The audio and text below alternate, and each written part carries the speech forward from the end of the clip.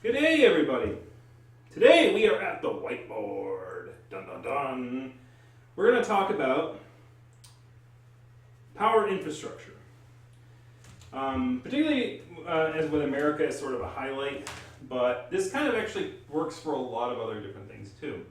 I've been thinking a lot about power infrastructure and how things work in society as I've kind of grown up. And the interesting thing to me is that when our forefathers put together the Constitution, they made three separate branches. They had the judicial branch, the executive branch, and the legislative branch. One to write the laws, one to execute the laws, and one to interpret and make sure that the laws are being applied fairly and justly. These three branches, vied for each other's power and stuff like that over time. But even after the first president that we had in our country, we had this issue that George Washington had noted during the first election after he had won, and that is the propensity of people to separate themselves into branches or political parties. And he said that that would be a threat to the state or a threat to our nation. And here we are today where we literally have two branches of government, the Democrat branch and the Republican branch. But how did we get here? And what can we do to get out of this mess? Today we're going to be going over that a little bit. Now, before we begin, we've been seeing peaceful protests and with a smidge of rioting throughout the entire thing, and we've had issues where police have acted hostily. And some have acted professionally, some have acted very hostilely. But what we can see is that obviously people who are protesting have got a lot of eyes on the ground, and they can see where police are behaving corruptly in corrupt manners. When tensions like this rise, the good and the bad will kind of show themselves. And it's when you see the bad and analyze the bad, you ask, how can we change this so that in the future things don't go so bad? So the concept is, how did we get so many police? I mean, it's sort of crazy to think that there's so many, that even in these smaller towns, such as Buffalo or something like that, we're seeing incidents like this, of having so many police that are armed with things like this and these weapons of war. This has come from a cycle, and this cycle we'll be discussing today. A lot of police officers, when confronted with the situation, and what they are going to say about these kind of things, they find themselves saying stuff like, well, there's a few bad apples. It's a few bad apples, so but we're fine. But there is a biblical quote which I would like to express to you right now, and that is Matthew 7:17 to 18. That biblical quote talks about the concept that if you have a good tree, it'll bear good fruit. If you have a bad tree, it'll bear bad fruit, right? A good tree cannot bear bad fruit. A bad tree cannot bear good fruit, right? So the issue with, obviously the issue with absolutism like that can be that, things are complicated. There are certain groups within, organizations that do bad things. Furries not being no exception to that rule. But typically in the furry fandom, over time, we have started to come to that understanding that if we don't take action to weed out the bad fruit, then it can corrupt things and become even more. So if you have people like pedophiles or people who harm animals, animal abusers, things like that, if you don't speak up about those particular organizations and those particular groups, then they will stay and fester and start to rot the whole tree forward. The dismissive attitude that people like the police have when they're saying, well, it's just a few bad apples, is that the attitude is dismissive, right? When somebody goes and says, hey, that furry did that abused that kid, and I would go, that is absolutely wrong and that is no place here, right? I wouldn't say, oh, it's just a few bad apples, right? That's the whole thing, is that you can't use the dismissive attitude of that, because a bad tree, if you have bad fruit bearing, you have to say, well, there's an issue with the tree. Let's look at the tree and what's going on. There are two main trees in politics. They usually represent two classes of people. You have the working class and you have the wealthy class. I have sort of moved from one to the other. And I know I've moved from one to the other because to me, the definition of being in a wealthy class is that when bad things happen, your soup doesn't get as muddied as everyone else's. During the Great Recession, I was part of the working class. I got a job like right after the Great Recession started hitting, and it continued on, and I lost that job, that first job that I had in my field. 6 months later, after that I was jobless for 6 months. I had like less than $2,000 in my bank account at any given time. I didn't have any income coming in at one point, and I was worried about, being able to make it. So that is what being in the working class is. It's sort of living sort of a paycheck to paycheck lifestyle, or sort of, being reliant on, your job or any other income factors that are more linear based, right? Paycheck being a linear kind of a thing. When you enter the wealthy class, you usually own things. You usually own a house, which I do. You own stocks and bonds of stuff, which I do. And your wealth can grow whether you're working or not, right? If you quit your job, like tomorrow, like you still have a form of wealth being developed. Either that your house prices or the house costs or the house asset worth is increasing, that you're paying off principal on that house, that you have the ability to trade stocks and bonds, or have stocks and bonds that are growing while you're not working. That really is what happens when you enter the wealthy class. And the fact of the matter that I have a job right now that is basically insular from this whole COVID-19 situation really showed that I was on the good end of the stick. So having experience from both of these classes, I can tell you that we've both been kind of deceived in a way, right? Now, there are good elements of the state where they can help the working class when the wealthy class won't do so. But the question is, do we need to rely on the state to distribute that wealth to the working class? That is sort of the big contention between the GOP and the DNC, at least philosophically. Whereas, in reality, the GOP really likes government. It really likes government when it's in government. And it really tries to co-opt the government on behest of the wealthy. Whereas the DNC, likes the government, but it likes the government to try to be the thing that distributes the wealth from the wealthy to the working class. So they want higher taxes on the wealthy so that they can help the working class in their time of need and distribute it properly. Now, people will argue that the government is good or bad at distributing wealth, and that's the big issue here. So the reality is what happens? Well, you have people who are socialists who look out for the working class, and you have people that are capitalists who work out for the wealthy class. Now, the interesting thing about government people that work out for the wealthy class is that they know the wealthy class contribute usually more in taxes than an individual working class citizen does. So they are working with a minority of people, but with the majority of the wealth. Whereas the Democrats do the opposite. We all know that.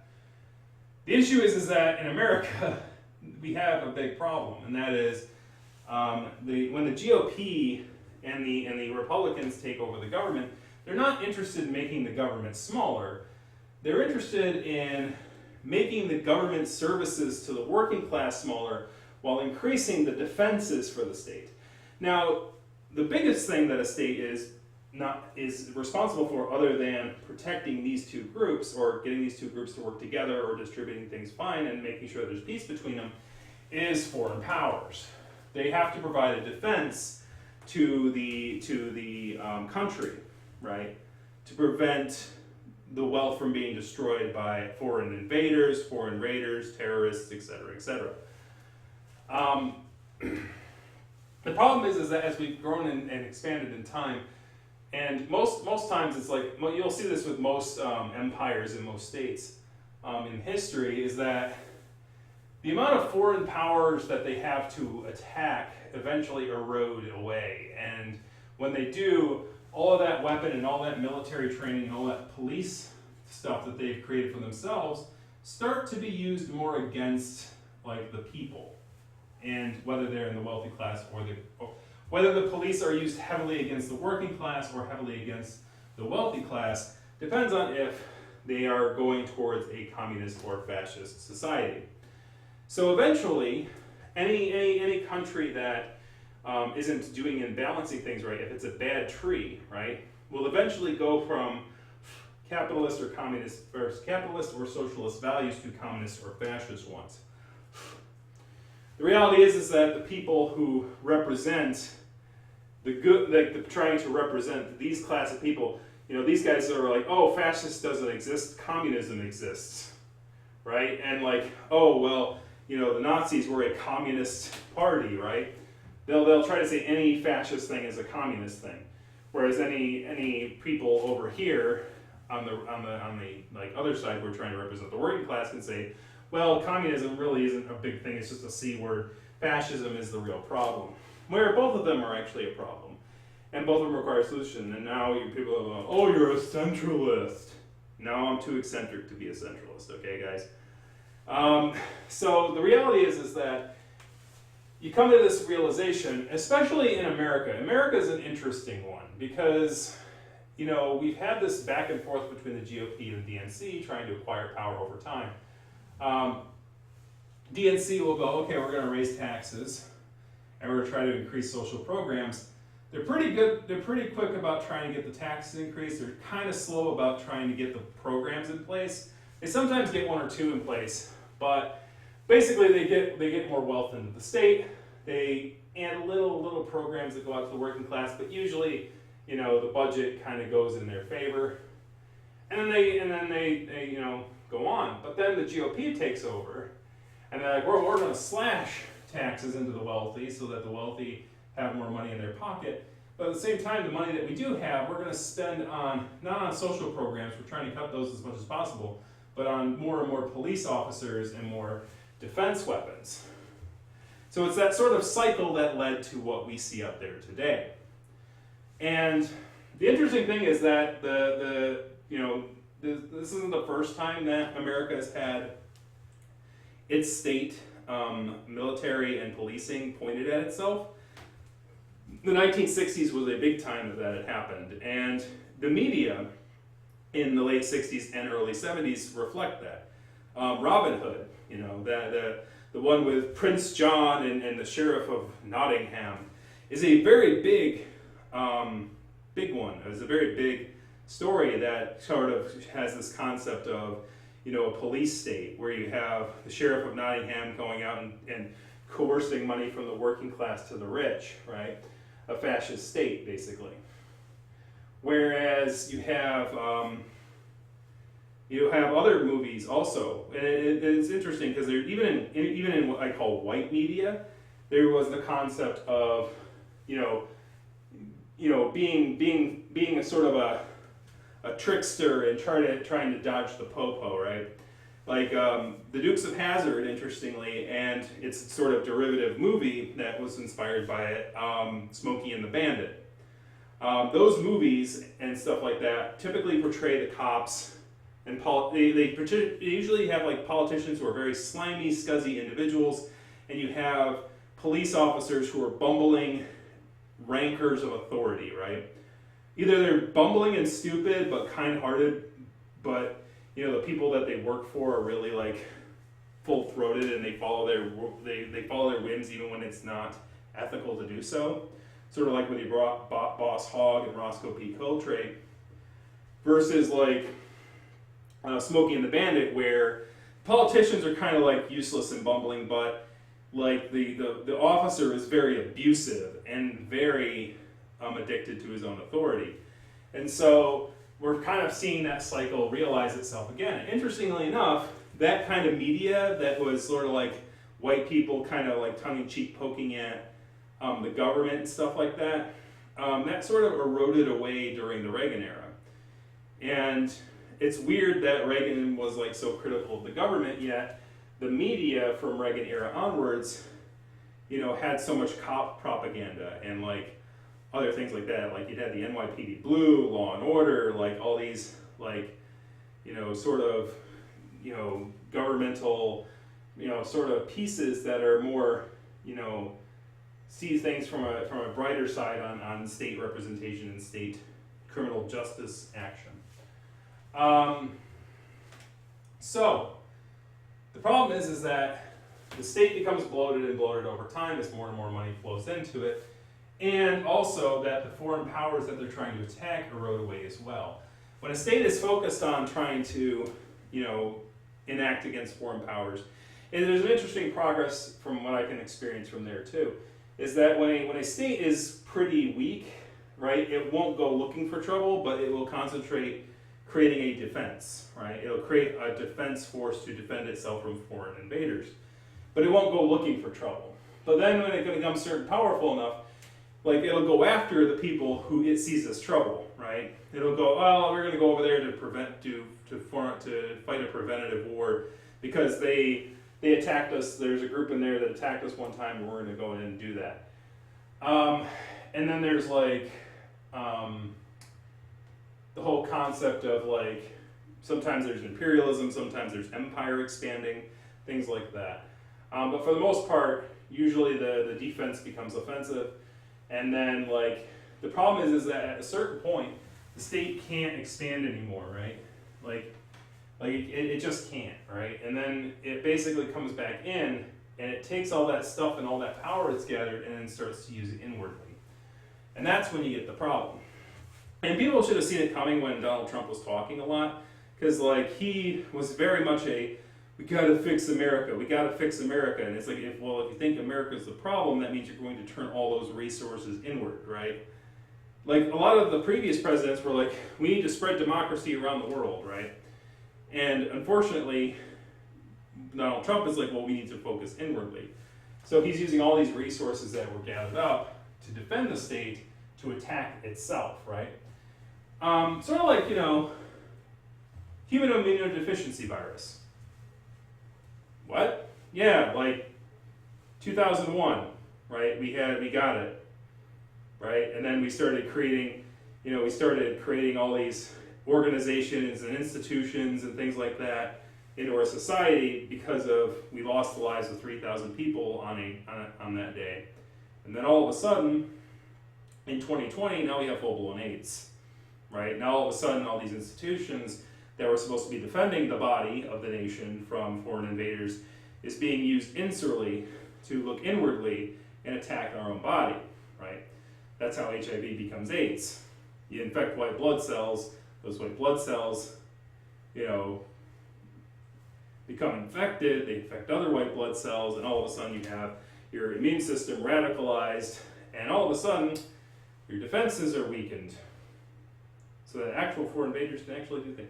Now let's leave that last part out. That hasn't happened yet. Don't let it happen. But that's sort of where we stand. So the problem here, of course, is that this whole time money is flowing in from the working class and working from the wealthy class. Working class tends to get hit more with sales tax, you know, licensing fees, things like that, whereas the wealthy class obviously get larger sources of income tax. Obviously, in certain countries like ours, there's like loopholes that the wealthy class can exploit to kind of keep more wealth for themselves, which is why they like their state the way it is, whereas the working class might not so much. So the issue here is that both the wealthy and the working like blame the government for everything, but then they want the government to fix everything for them, and you have yourself in sort of a catch-22. Okay. Well, the rich are claiming that they can trickle down things and give economic wealth without the state.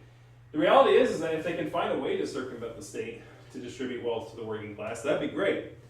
Well, we do that by employing them. But that's not really quite enough, because not everyone can get employed by everybody. Some business owners are more wealthy than others, and some have more to offer than others.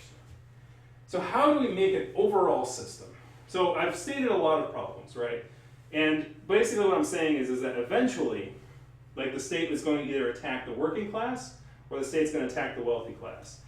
if the state, and this is the sort of back and forth and the scaredness of everybody in the system, why all the people get afraid of the government? Because the government, they're trying to convince the government, it's like, can you fix these problems?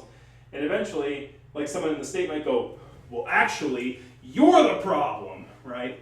And like eventually the state might go, oh, under a person who leads the wealthy, might try to crush the working class, or if they're under the leadership of somebody who works for the working class, crush the wealthy, right?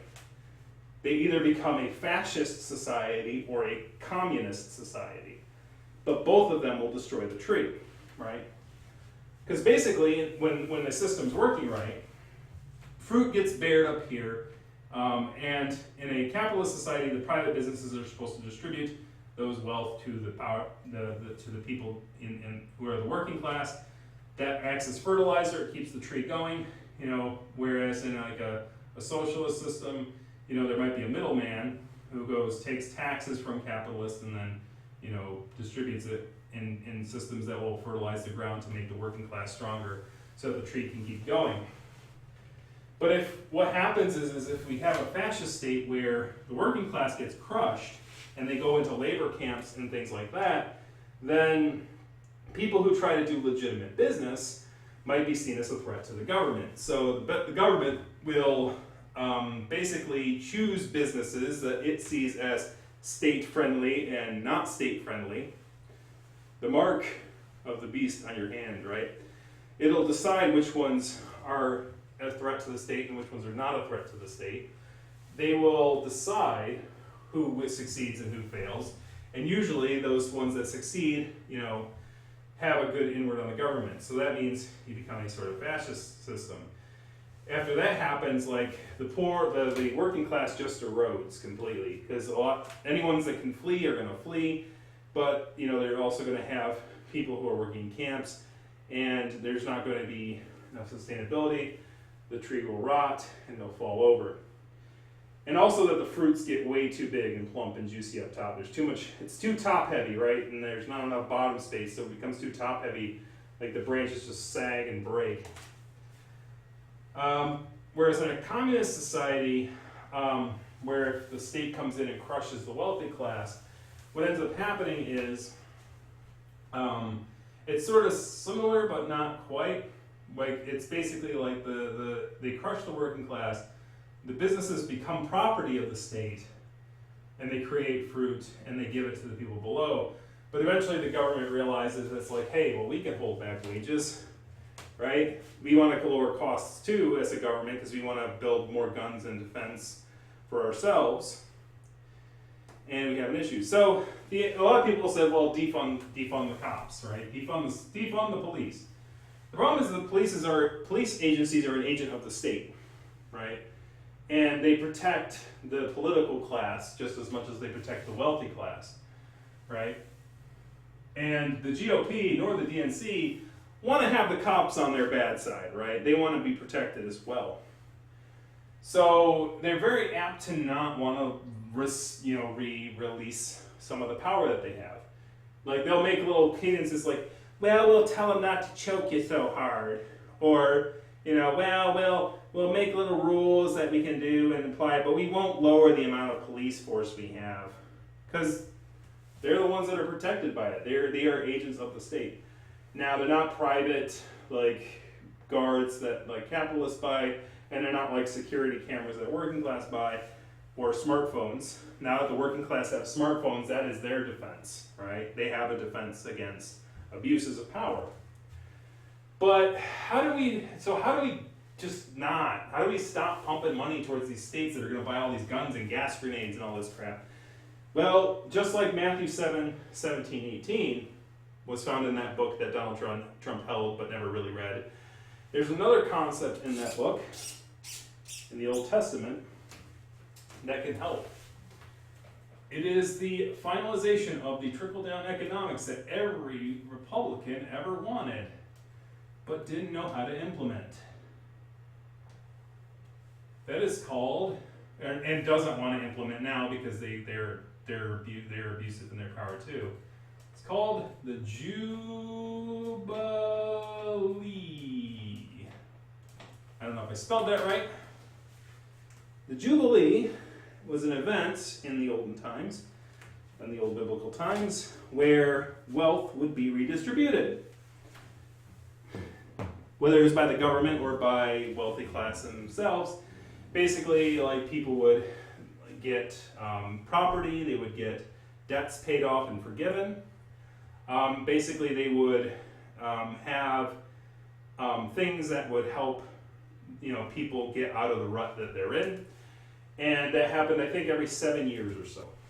If you go Googling what a Jubilee is, you'll start to look into it a little bit more. The implementation of a Jubilee, though, is interesting. How do you make it so that the state doesn't get involved in the transfer of wealth to the wealthy class, to the working class, without just being an employership relationship, right? Because, Jubilee is all great, but usually the people who are struggling with debt and stuff like that are not employed, right? They're not employed, so they don't have an employer, and then you gotta, the employer has to treat their employee, right? How do you do this on a one-to-many basis? And on top of that, come on, Tantru, really? You're gonna do this whole philanthropy thing? We've done this before. Wealthy people just want to throw money at people and just to feel good about their own wealth, right? Or they want to do it so that they can build this legacy up, right? But there is a way you can do it anonymously, right? The whole concept of Jubilee should be that there is a moment in which you can see the transfer of wealth from the wealthy to the poor. Right now, the issue is that when you have all these donation pages and stuff going on, there's no real tendency to say, hey, this is the right thing to do, right? So it creates this sort of eat the rich, and the rich get richer and the poor get poorer, because there's no visibility, right, to the money that's flowing from the wealthy class to the working class. All we see is money going to the state, and the state deciding every once in a while to give a stimulus package or do stuff like that. But mostly spending money on guns and bullets and smoke grenades, or what they call tear gas, or whatever they're spending it on. So the concept of the Jubilee is to cut the middleman, cut the state out of the equation, instead of having the rich pay the government, and the government decide out of the goodness of their hearts to pay us if they want to. We institute this concept of Jubilee, where in a particular moment, what the wealthy put their wealth, put a good percentage of their wealth into a pot, and that pot is distributed amongst the working class. And it can be distributed in a way in which good working class towns are rewarded, even if they're hitting hard times that aren't really prosperous. Two examples of this incident that I've recently been seeing is Flint, Michigan, and Camden, New Jersey, where the police and the people have been sort of behaving hand in hand during this time of crisis, instead of using the police using brunt force against the people and the people using brunt force back, and sort of this whole contention thing. Treating behavior as a catalyst of policing, saying, hey, if you're a working class stiff and you're doing a good job, and you're not harming people, then we're going to give you the benefit of monetary compensation, right?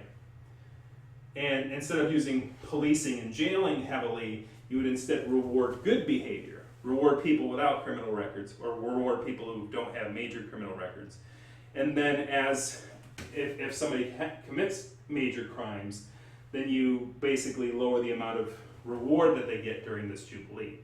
Sort of reward good behavior instead of punishing minor grievance behaviors, right? So that's sort of the concept of Jubilee, or how that could be bypass the state in its ability to become a bad tree and then bring a whole country down. So thank you very much for watching. The next video we're going to go over how we implement Jubilee, because it's well, that sounds interesting. How do you do it? Well, as I said, I'm starting to move toward the wealthy class, and as I've kind of studied stonks and how they work, and I think we can utilize the stonk market in order to do that. But first, we'll show you another sign that shows where I found this out. So, thank you very much for watching, and we'll see you again. I'll see you on the next part looking at the signs of the stumps.